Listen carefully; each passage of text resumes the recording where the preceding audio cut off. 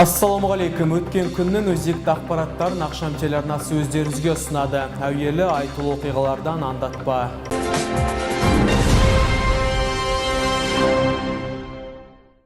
Республикалық сайлау штабының мүшелері Нұр Отан партиясынан Қазақстан Республикасы президентінің кандидатурасына ұсынылған Қасым-Жомарт Тоқаевтың сайлауалды бағдарламасын қолдауға Жезқазған қаласына арнайы келіп кездесу өткізді. Сәтпаев қаласының әкімі Асқар Ыдырысов 7-ші шағын аудан аулаларын аралады.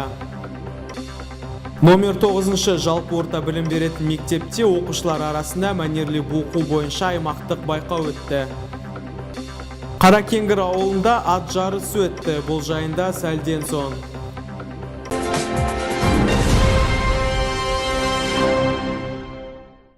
Ең алдымен еліміздегі басты оқиғаларға тоқталсақ, 9 маусым күні кезектен тыс президент сайлауы өтеді.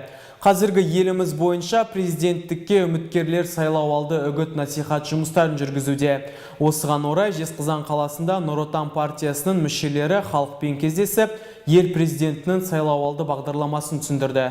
9 маусым күні ел президентінің кезектен тыс сайлауы өтеді. Президент сайлауына түсетін кандидаттар ел ішін аралап үгіт-насихат жұмыстарын бастап кетті. Президент үміткерлеріне аймақтардағы сайлаушылармен жүздесіп, өз бағдарламаларын таныстыруда. Біздің аймағымызда да еліміздің басты оқиғасына қатысты жиындар басталып кетті. Мәселен, Серкей Қожанқұлов атындағы Қазақ драма театрында Нұр Отан партия мүшелері түрлі сала қызметкерлерімен жүзбе-жүз кездесіп, жағдайларын біліп, ұсыныс пікірлерін тыңдады. Сондай-ақ үздік кандидатқа дауыс беріп, қолдауға шақырды. Тәуелсіздігін нығайту, еліміздегі халықтың әл-ауқатын арттыру, экономиканы дамыту, жалпы бұл тұрақтылық, ұлттық келісім, бұл жалпы мықты әлеуметтік сала, бұл жалпы халықтың өмір сүру сапасын жақсарту. Міне осы бағытта Қасым-Жомарт Кемелұлының жалпы сайлауалды бағдарламасы осыған бағытталған. Сондықтан да құрметті Жезқазған қаласының тұрғындары, сіздерді 9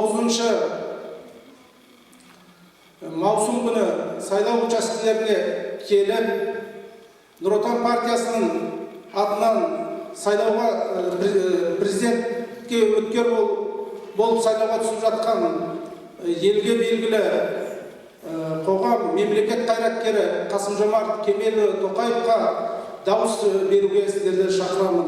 Президенттікке үміткер Қасым-Жомарт Тоқаевтың кандидатурасын қолдауда республикадағы сайлау штабының мүшелері сүбелі жұмыс атқарып, өзінің үлестерін қосуда. Жезқазғанда өткен жүздесуге Сакралды Қазақстан ғылыми зерттеу орталығының басшысы Берік Әбдіғалиұлы да арнайы келіп, халықпен кездесті. Негізгі біз үлкен бір сайлау науқаны алдында тұрмыз, үлкен саяси оқиғаның алдында тұрмыз. Себебі біз екінші президентімізді, жаңа президентімізді сайлап келдік. Осындай күрделі замандар болашақ президентіміз кім болсын дегендерін елбасымыз 30 жыл ел басқарып сенім артып тізгінді Қасым-Жомарт Тоқаевқа берді.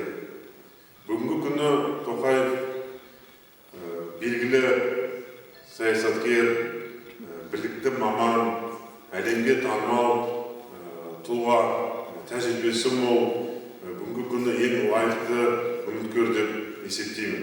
Қазір еліміз бойынша үгіт-насихат жұмыстары кеңінен жүргізілуде. Бұл президенттікке лайықты үміткерді таңдауға мүмкіндік беретіндігін ұйымдастырушылар атап өтті. Естеріңізге сала кетейік, 11 мамыр күні сағат кешкі 18:00-ден сайлауалды үгіт-насихат жұмысы басталған болатын. 9 маусым күні таңғы сағат 7-ден кешкі 8-ге дейін барша қазақ елі ел президентін таңдап дауыс беретін болады.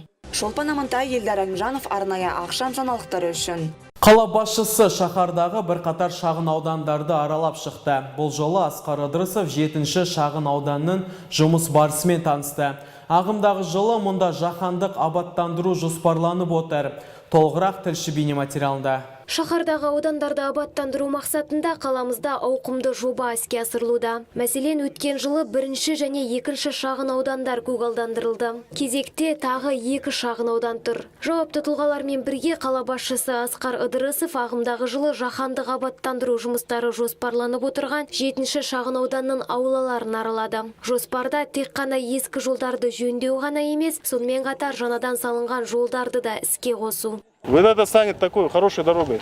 7-ші шағын ауданның аулаларын аралауға бірқатар бөлімдер мен мекеме басшылары, учаскелік инспекторлар және абаттандыру жұмыстарына тікелей қатысы бар жауапкершілігі шектеулі серіктестік төрағалары қатысты. Қала басшысы оларға абаттандыру үшін барлық қажетті шараларды қабылдауды тапсырды.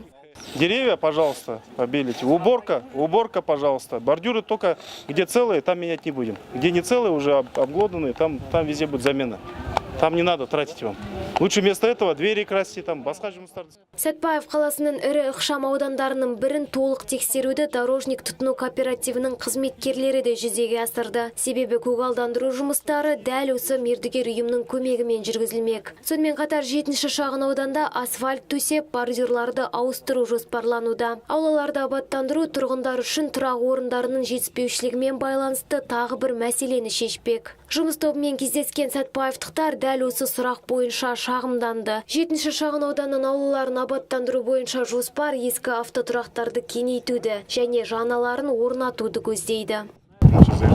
Кармашек большой сделаем, что ли? Да, кармашек сделаем, чтобы он заехал машиной. Атқарар жұмыс көп, және ол қазірдің өзінде басталып кетті. Қала басшысы жауапты тұлғаларға нақты тапсырмалар бере отырып, барлық нюанстарды ескеру қажет екенін атап өтті. Өйткені аулалардың жаһандық абаттандырылуы қаламыздың сыртқы келбетін жақсартып қана қоймай, тұрғындарға қажетті қолайлы ортаны қалыптастырады.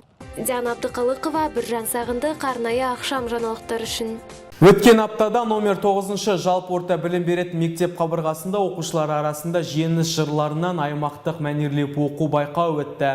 Сайыс Кеңес одағының қос батыры Әлия Молдағұлова мен Рахымжан Қошқарбаевтың туғанына 95 жыл толуына арналды. Толығырақ келесі бейнесюжетте. Аттар аңызға айналған Әлия Молдағұлова мен Рахымжан Қошқарбаев Ұлы Отан соғысы тарихында ерекше орын алады. Хас батырларды ұлықтау мақсатында номер 9-шы орта мектеп қабырғасында Сәтпаев қаласының мәдениет және тілдерді дамыту бөлімінің ұйымдастыруымен жеңіс жырларынан аймақтық мәнерлеп оқу сайысы өтті.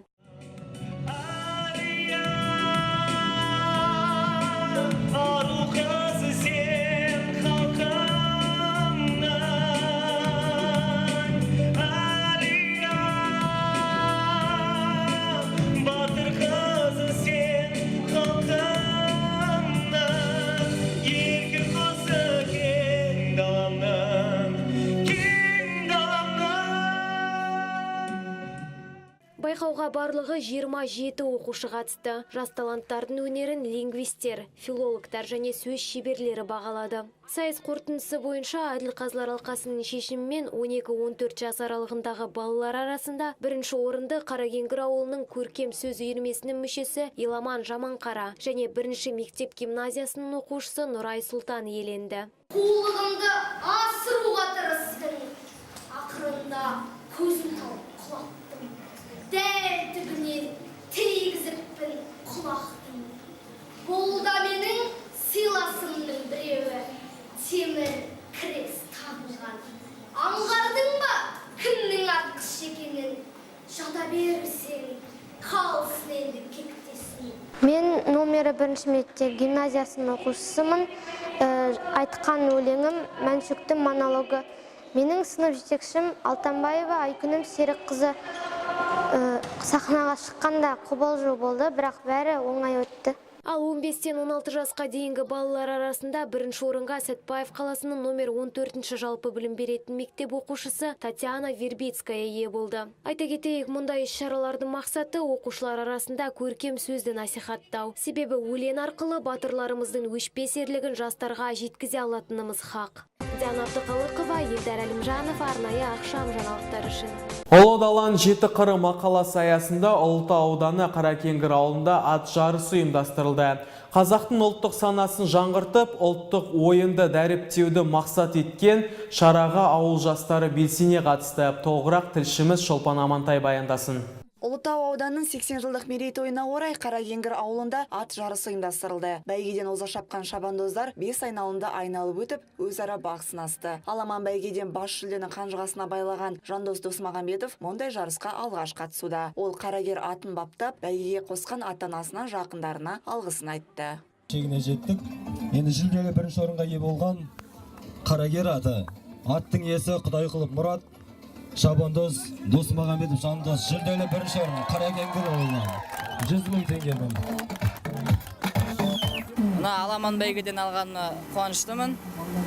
Және де осы бүкіл келген отбасыма және ағаларыма, құрдастарыма көп рахмет. Сол сіздерге де рахмет. Ақшаңмен бірінші рет қатысып тұрмын. Бірінші орын алғаным үшін қуаныштым, және де бірінші болып келгеніме де, және басқа қатысқан достарыма да рахмет. Демалыс күнін тиімді пайдаланатын аудан тұрғыны Нұрбол Жанұзақов отбасымен ат жарысын тамашалауға келген. Ол ұлттық ойынды насихаттайтын осындай шара жиі ұйымдастырылса деген ниетін білдірді. Үлкен аламан жарыс болып отыр, ат бәйгесі отыр. Сол барлығымыз осы демалысқа орай, демалыс күн болғандықтан отбасымызбен осы жерге келіп бәйге тамашалап отыр. Енді бәйгем аттарымыз бәйгелі болсын. Бұл үрдіс енді бұдан ары қарай жалғасын тауып, жалғасын таба берсін деймін. Ат қосқандарға барлығына сәттілік, аттары бәйгелі болсын. Ұлытау ауданы Қаракеңгір ауылының әкімі де ұлттық ойындардың ұйымдастырылуы өскелең ұрпаққа үлгі боларын сөз етті. Осындай қызықты шаралар аудан көлемінде өз жалғасын табатынына сенім білдірді. Егінді, Алғабас елді мекендерінен және Ұлытау селосынан аттар кеп, бәрі бір-бірінің сынасып, бақтарын көріп, үлкен жарыс өткелі тұр.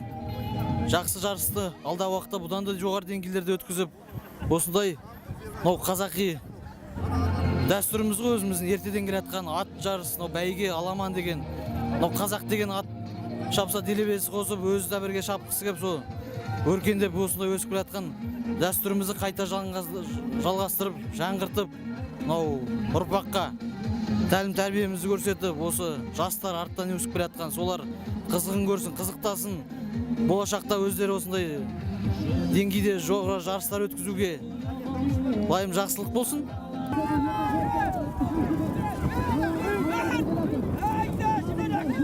Осылайша жарыс өз мәресіне жетті. Салт-дәстүрді жаңғыртуға сеп болатын ойында жастар өзара араласып, денсаулықтарында жақсарта алады дейді ұйымдастырушылар. Шолпан Амантай, Асан Әміров, арнайы ақшам жаңалықтары үшін.